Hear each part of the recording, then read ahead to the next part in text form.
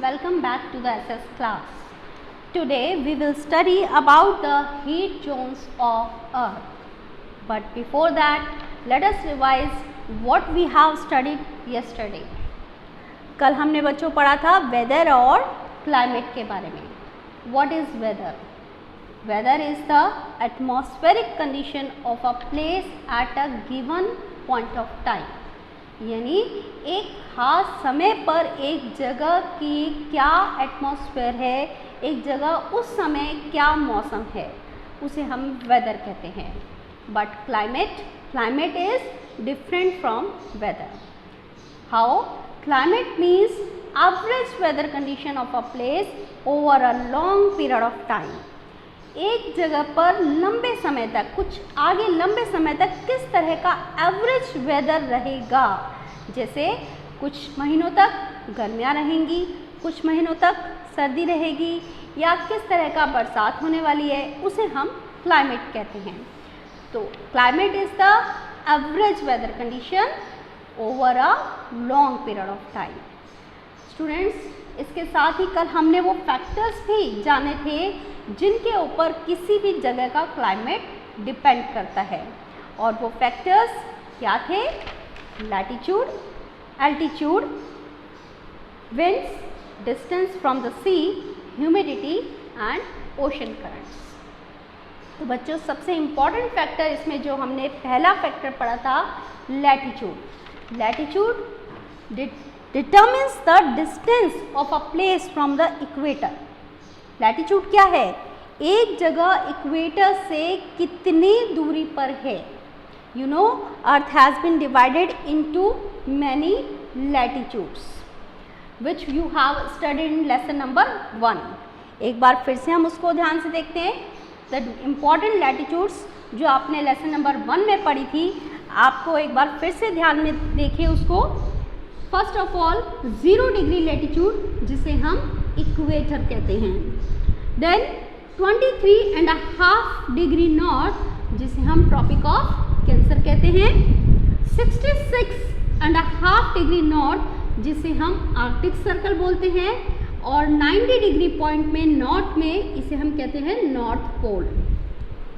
अगर हम इक्वेटर के नीचे की तरफ यानी साउथ की तरफ आगे बढ़ें तो 23.5 डिग्री साउथ इसे हम बोलते हैं ट्रॉपिक ऑफ कैप्रिकॉर्न.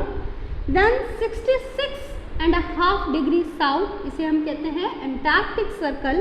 और नीचे 90 डिग्री साउथ पोल. तो इस तरीके से इम्पॉर्टेंट लैटिट्यूड्स हैं equator, Tropic of Cancer, Arctic Circle, Tropic of Capricorn, Antarctic Circle. So students, the distance from a equator determines the climate of a place. How? The place which is near the equator will receive more heat and will be hotter. Similarly, the place which is away from the equator will receive less heat and will be less hotter or will be colder. Why? Because sun rays fall directly on the equator, vertically over the equator, and is concentrated over a small area. But the places when we move away from the equator, the sun rays are slanting, and so they spread over a large number of area and the place receive less heat. And depending upon the amount of heat received by a region, the earth has been divided into 3 zones: torrid zone, temperate zone and frigid zone. So let us study these. First of all is the torrid zone. On the both side of the equator, the region lying between this tropic of Cancer and the tropic of Capricorn. Equator के दोनों तरफ tropic of cancer और tropic of Capricorn के बीच के जो places हैं, जो equator के नज़दीक हैं, इस हिस्से को हम कहते हैं टॉरिड जोन. यहाँ पर सन की डायरेक्ट रेस पड़ती हैं और इसी वजह से ये जो रीजन है, यहाँ का क्लाइमेट हॉट और ह्यूमिड होता है. अब जैसे जैसे हम इक्वेटर से दूर जाते हैं, when we move in the north, so the place between Tropic of Cancer and the Arctic Circle, and when we move to the right, the places between Tropic of Capricorn and Antarctic Circle. This is called the temperate zones. In the north it is called north temperate zone, in the south it is called south temperate zone. This region is neither too hot nor very cold because the rays are somewhat slanting and they spread over a large area. Therefore, the amount received is somewhat less, and so the places are neither too hot nor very cold. And when we move further towards the pole, that means the area between Arctic Circle and North Pole in the north, and in the south area between Antarctic Circle and the South Pole, the region is called frigid zone. This zone, climate of this zone is very cold because the sun rays are slanting, very slanting. So students, you have seen that depending upon the amount of heat received, our earth has been divided into 3 zones: torrid zone, temperate zone and frigid zone. Torrid zone में climate बहुत ही hot और humid होता है। Temperate zone में climate ना ही ज़्यादा hot है ना ही ज़्यादा कोल्ड है। और फ्रिजिड जोन जो कि पोल्स के नज़दीक के एरिया है, वहाँ पर क्लाइमेट बहुत ही ठंडा होता है। Okay, so with this we come to the end of the chapter, and now we will do some exercises in the book. So students, be ready with your book on page number 19. Let us start with the first exercise A. Tick the correct answer. Okay, I hope you all are having pencils in your hands to mark the right answers. First, people who study weather conditions are called. वो लोग जो weather condition यानी मौसम के बारे में study करते हैं, उन लोगों को हम क्या कहते हैं? ऑप्शंस हैं meteorologist, archaeologist, philanthropist. The right answer is meteorologist. So mark A, meteorologist, as right. A को आपको राइट करना है, टिक मार्क करना है. I hope all of you have done. So come to the next one, second question. Which of the following factor does not determine the climate of a place? इनमें से कौन सा वो factor है जो climate को अफेक्ट नहीं करता, यानी जिसके ऊपर क्लाइमेट डिपेंड नहीं करता? ऑप्शन आर लैटिट्यूड, लैटिट्यूड के ऊपर क्लाइमेट डिपेंड करता है. एल्टीट्यूड, एल्टीट्यूड भी क्लाइमेट को अफेक्ट करता है. And third one is longitude, longitude climate को अफेक्ट नहीं करता. इसीलिए हमारा राइट आंसर इसमें है C, longitude. So in the second question you have to tick mark C, longitude. Have you done it? Okay, move to the third one. The torrid zone lies between. Torrid zone किसके बीच में आती है? अभी अभी आपने यहाँ study किया.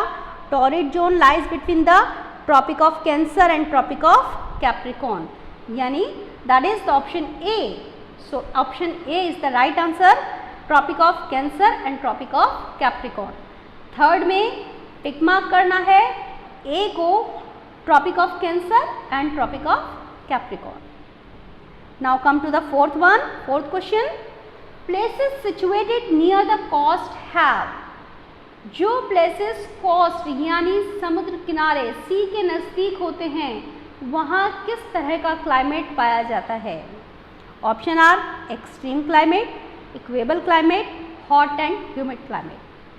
हमने कल पढ़ा था जो प्लेसेस सी के नज़दीक होते हैं वहाँ पर कैसा क्लाइमेट होता है? इक्वेबल क्लाइमेट, यानी ना ही बहुत ठंडा और ना ही बहुत गर्म. So right answer is B, equable climate. आप टिक मार्क करेंगे B, equable climate. That is the right answer. Question number 5. Which of the following statement is true? नीचे जो आपको स्टेटमेंट्स दी हैं उनमें से आपको बताना है राइट स्टेटमेंट कौन सी है, कौन सी स्टेटमेंट सही है. First option is land breeze blows during the day. Land breeze दिन के समय चलती है? नहीं, रॉन्ग है ये. Sea breeze blows during the day. Sea breeze दिन के समय चलती है. Yes, this is the right answer. So tick mark B. Sea breeze blows during the day. See, both land and sea breezes blow during the night. Sea breeze और land breeze दोनों ही रात के समय चलती हैं. No, wrong. तो fifth वाले में जो सही स्टेटमेंट है वो है बी. आप टिक मार्क करेंगे बी को.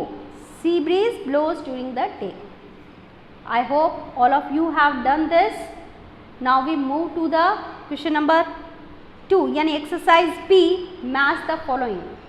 इसमें आपको राइट मैच करना है. सबसे पहला है टॉरिड जोन. टॉरिड जोन आपको मालूम है बहुत गर्म होता है, तो इसे हम सामने डी से मैच करेंगे very hot. First torrid zone को मैच करेंगे डी से very hot. Second one temperate zone. Temperate zone के बारे में अभी आपने पढ़ा. These are neither very hot nor too cold. तो इसे आप मार्क करेंगे ई से, मैच करेंगे ई के साथ neither very hot nor very cold. Third is frigid zone. Frigid zone जो पोल्स के पास होती है, आप लोग जानते हैं ये बहुत ही ठंडी होती है, तो इसे थर्ड फ्रिजिड जोन को आपको मैच करना है ए ऑप्शन वेरी कोल्ड से. A option very cold. Fourth है लैंड ब्रीज. लैंड ब्रीज किस समय चलती है? ऑफ कोर्स नाइट के समय. तो लैंड ब्रीज नाइट के समय चलती है. आप इसे मैच करेंगे बी ऑप्शन से नाइट. Sea breeze. सी ब्रीज दिन के समय चलती है, इसीलिए आप इसे मैच करेंगे सी ऑप्शन से डे. एक बार फिर से आप ध्यान से सुनिएगा. फर्स्ट टॉरिड जोन मैच होगा डी से very hot. Second temperate zone match करना है ई से, that is neither very hot nor very cold. Third frigid zone को मैच करना है ए ऑप्शन से, that is very cold. Fourth land breeze को मैच करना है बी से, that means night. Fifth sea breeze को मैच करना है सी ऑप्शन से, that is day. I hope you all have done exercise A and B in your book. You will also note it down in your copies. Okay, tomorrow we will do further exercises. Till then, bye.